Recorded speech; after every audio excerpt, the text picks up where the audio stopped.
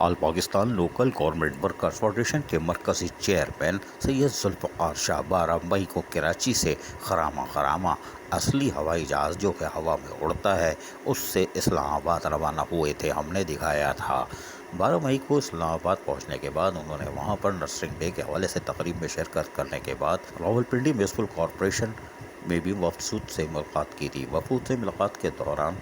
جہاں تبادلہ خیال کیا تھا، پھر ایبٹ آباد روانہ ہو گئے تھے، جہاں پر all Pakistan local government workers federation کے جنرل سیکرٹری ظہیر شیخ سے بھی ملاقات کرتے ہیں، اور وہاں پر اسٹاف کالونی اور دیگر کمیونٹی سینٹر کا جہاں معائنہ کرتے ہوئے ہم نے آپ کو دکھایا تھا،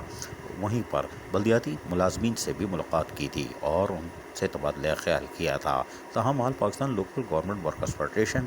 کے مرکزی چیئرمین سید ذوالفقار شاہ نے اپنے دورے کے دوران بلدیاتی ملازمین کو دوران ڈیوٹی شہید کا درجہ دینے کے ساتھ ساتھ ان کو وہ تمام مراد فراہم کرنے کا بھی مطالبہ کیا جو کہ دیگر وفاقی اور صوبائی محکموں کو حاصل ہے۔ فائر فائٹرز کے حوالے سے انہوں نے کھل کر کہا کہ یہ فرنٹ لائن کا ایک دستہ ہوتا ہے، لیکن اس کو نظر انداز کیا جا رہا ہے، اور کراچی میں تو فائر فائٹرز کا برا حال ہے اور اس کے لیے بھی جنگ جاری ہے۔ All Pakistan local government workers federation Ramzan المبارک میں اپنی حکمت عملی طے کرتی رہی اور ملک بھر میں بلدیاتی اداروں کے رہنماؤں سے رابطے میں تھی، اور یہی وجہ ہے کہ اب عید الفطر کے بعد بلدیاتی ملازمین کی جد و جہد کو تیز کیا جائے گا۔ تاہم all Pakistan local government workers federation کے مرکزی چیئرمین سید ذوالفقار شاہ اپنے 5 روزہ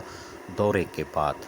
واپس اسلام آباد سے کراچی کے لیے روانہ ہوئے، جہاں all Pakistan local government workers federation کے KPK کے جنرل سیکرٹری ظہیر شیخ اور دیگر نے ان کو رخصت کیا اور وہ واپس اصلی والے ہوائی جہاز میں بخیر و خیریت واپس یہاں پہنچ گئے کراچی، اور اب ایک بار پھر اپنی جد و جہد بلدیاتی ملازمین کے لیے تیز سے تیز کریں گے۔ عزیز عارف، KBS بلدیاتی نیوز کراچی۔ ایسی ہی خوبصورت ویڈیوز فیوچر میں حاصل کرنے کے لیے ریڈ بٹن پر کلک کر کے اور بیل آئیکن کو پریس کر کے ہم سب کے سبسکرائبر بننا مت بھولیے۔